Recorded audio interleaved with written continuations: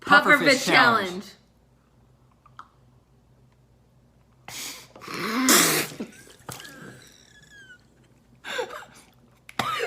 You couldn't even get that. Gross.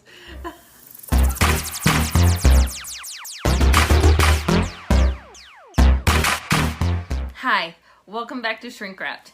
I'm Allison Colarosi here with my husband David Colarosi, the psychologist, and the format we've been doing is we ask questions of a psychologist and he answers off the cuff, so you get the real David. So the last time we did this, we tried to confine it to 2 minutes, I think, 2 minutes of questions. It ended up being 15 minutes, so we're going to take off the 2 minute time constraint, not that we were paying attention to it before, and we're going to try and move to 4 questions as opposed to just sticking to 2.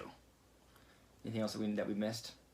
Oh, make sure that for him to answer questions in future episodes, just put them in my comments, and we'll hopefully get to those questions. Yeah, put comments in the video, or put questions in the comments, like, subscribe, and hit the notification bell. Now that we're new to YouTube, and apparently you get said in every single video to make sure that people are doing that for the YouTube algorithm. So like, subscribe, and then everybody says, smash the bell. It's YouTube lingo.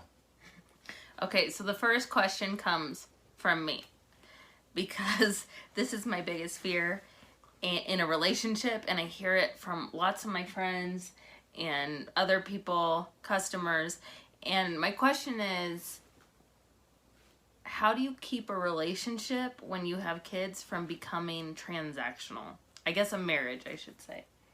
How do you stop it from becoming transactional? Yeah, that's the term they use. It's a big fear. I think the answer is to make sure that your relationship is not just transactional. So as your relationship evolves, there are more and more things that require both people to have those things accomplished. You're engaging in multiple activities together, and I think it's really easy to slide into a path where you wake up in the morning and you just help each other get the kids ready for school. Then you both take the kids to school, or someone gets the kid, one kid to school and the other person takes the other kid to school. And you sort of get in this process where you're trying to get things done together, but you're not paying attention to the relationship. And so my thought is, to prevent the relationship to become one big transaction, you have to be intentional about creating other interactions that are not transactional. So that's things like that once a week date night that we really believe in. We got the idea from Rachel Hollis. I don't know if it was really her brainchild, but the idea of doing, that kind of interaction. I think having dinner together every night, spending time together after the kids go to bed. I think you have to make sure that your relationship doesn't become one gigantic transaction. So, move away from the super linear activity completion and move into relationship development. Focus on the relationship more than just, completing your day-to-day activities. That make sense? Mm-hmm. What do you think? I think that's good. Do you know that if you look at, there's a lot of, you can Google it, if you look at the arc of satisfaction in a relationship, when you first get married or you first start the relationship, you're at an all-time kind of high as far as satisfaction. And then you have kids, and what generally happens is you get so consumed with taking care of the kids that your satisfaction in your relationship, in your marriage, your global happiness even, goes downhill until 18 years later when the kids leave the house, and then that satisfaction loops back up. But that period of having kids in your house is very difficult because people become hyper-focused on just getting this job done. This job of raising kids becomes one gigantic task. And so I think you have to be really intentional to prevent that sort of U-shaped curve. I think you have to be really intentional about having fun things planned for you and your partner so that it doesn't become one gigantic transaction. I like it. Should it be both, like, each part of the couple plans the fun things? Yeah. All right, so if you've watched more than one of these, the last time Allison asked a question about emotional burden, and I didn't answer it well. I got some negative feedback. I am right now preparing to do another video about specifically emotional burden and emotional labor, and you will be happier with my response. I think one of the things I am learning, just as sort of a side note about YouTube, is I have a tendency to like to be cavalier, or a tendency to like to be adversarial, and I realize that this is not the platform for that, because people don't know who I am, and so they sort of hear what I have to say, and when it comes across as blunt or adversarial, they don't know kind of who's behind that, and so I have to be more intentional about how I talk about it. So to answer your question, yes, it should be a 50-50 split as far as who plans those kinds of non-transactional activities, and definitely should be 50-50. Maybe even the guy in our relationship could do a better job stepping up as far as that emotional burden of getting those things, those non-transactional events set up, like date night, or going away for the weekend, that kind of stuff. I like it. I'm ready for it. Yeah, let's hear about that in the comments.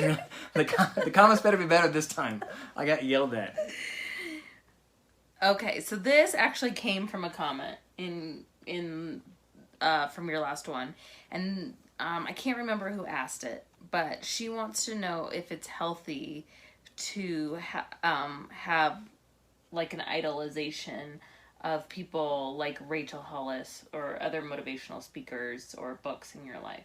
Yeah, I saw the comment in it, and I don't have a clear answer for that for everybody. My first reaction is to say that I do think it's healthy. I know that for me, it was very healthy for me when I started off my career. I was really into Tim Ferriss.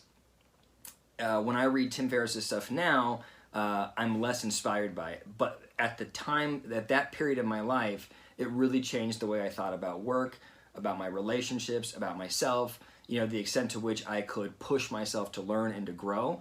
And so I think for me, it was really valuable to sort of look out into you've probably heard that before, that you're the aggregate of the top 5 people that you hang out with most in your life.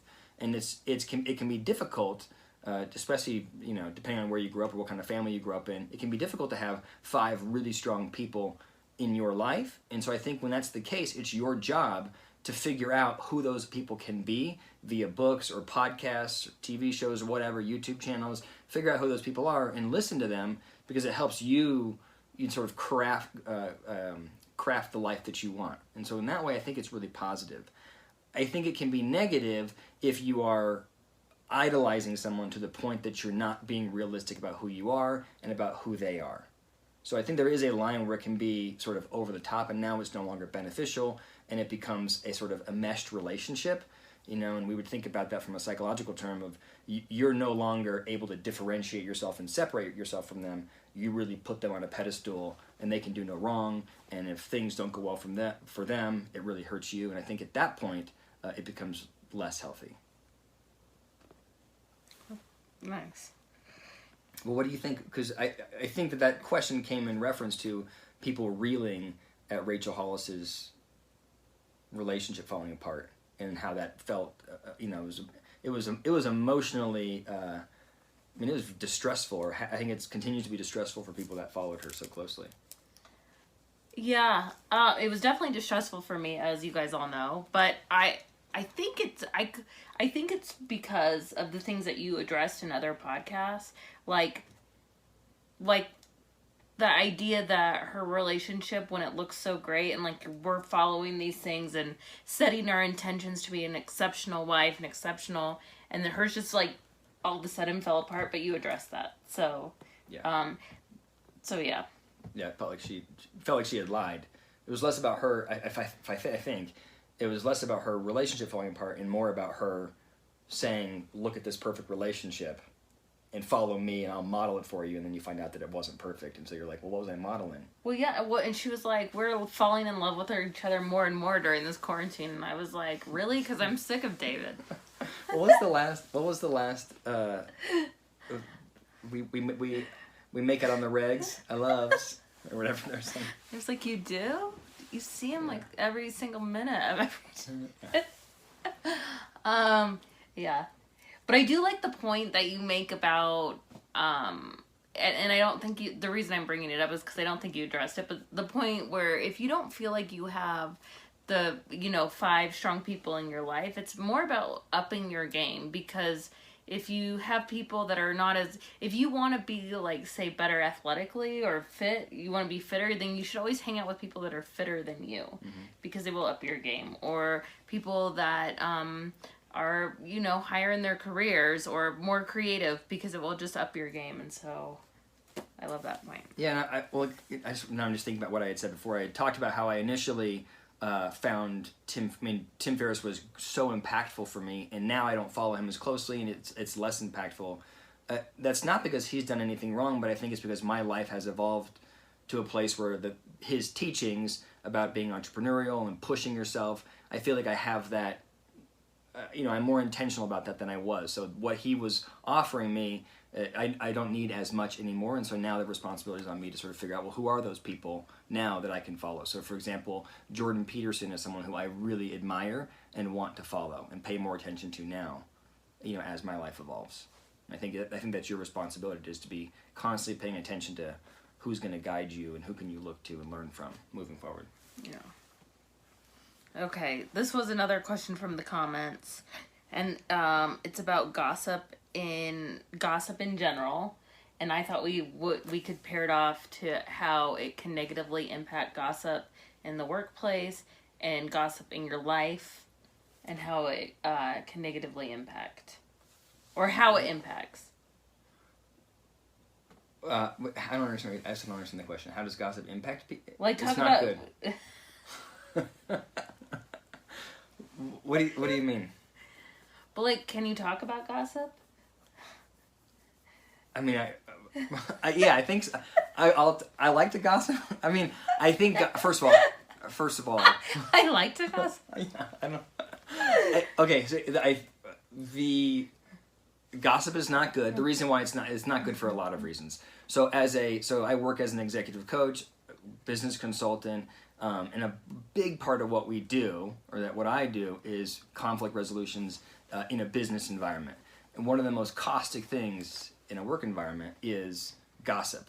The reason why it's so damaging is because the person who is gossiping, in that moment, it feels really good to be the gossip. It feels really good to share that information. People are listening to you. You feel very aligned. You're sharing this intimate thing, so you feel there's like more of a connection there. There's some vulnerability.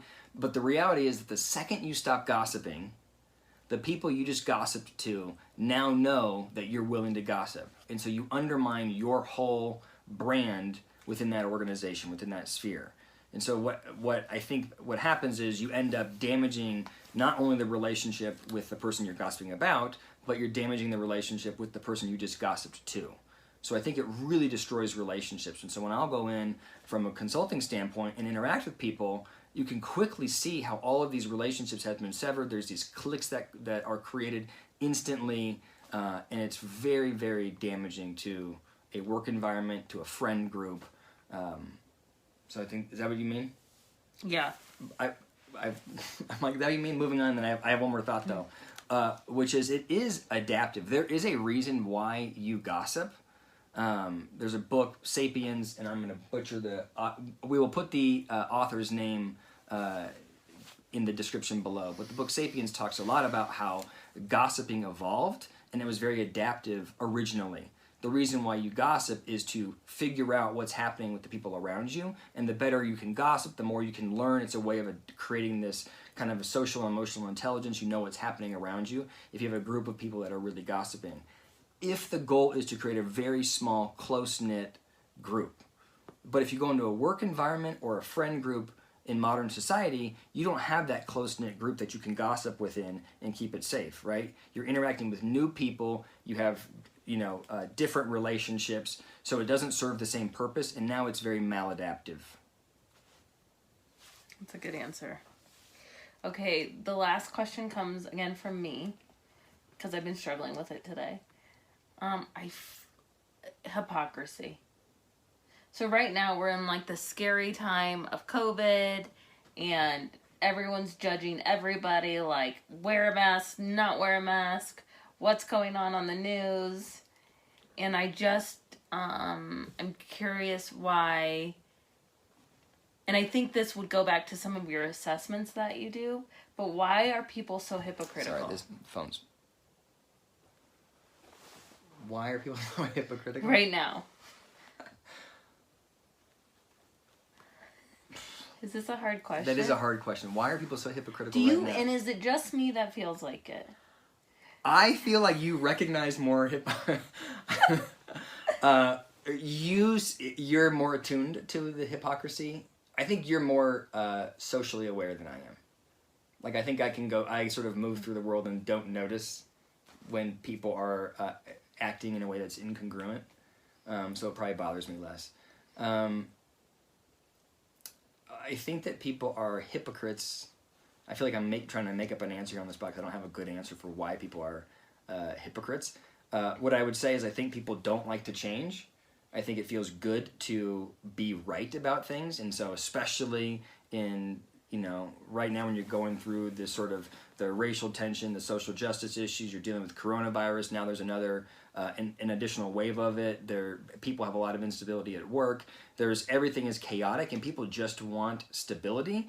And when you're faced with that kind of chaotic environment, there is a drive to create, there's a drive to make things clear, and there's a drive to understand things. And so what happens is people will sort of revert back to black and white thinking. It's much harder to be nuanced in your thinking when things are chaotic, and so people revert back to that kind of, yes or no, black and white thinking. And when you do that, you sort of can say things that are, that lack nuance. They're just sort of very pragmatic, and then it becomes very difficult to live in alignment with those things. That'd be my guess is so here's an answer that makes sense. With all the chaos, it's really easy. There's a drive to make things crystal clear, black and white, but it's very hard to behave crystal clear, black and white, when there's so much chaos and unpredictability. And so you have people saying one thing, which is straight and narrow, and then acting in a way that is chaotic and inconsistent. I don't like it. My answer or No, I thought your answer was great. It was actually one of your better answers. You're less impressed with the other three? No, I was talking about last week. I didn't do well. Last week, I want to mulligan on last week. I've done better. By Monday, I will have a new video posted, and I think I'm gonna make an effort to explain what I understand about emotional labor and how kind of what my path has been with that, which I think will be helpful because I feel like I stepped in it last week. Well, thank you so much for joining. That was great. Thank you. And please put your comments and questions in the comment section. Also, like and subscribe and do the bell for notifications. And we will see you next week. Thank you so much for joining us.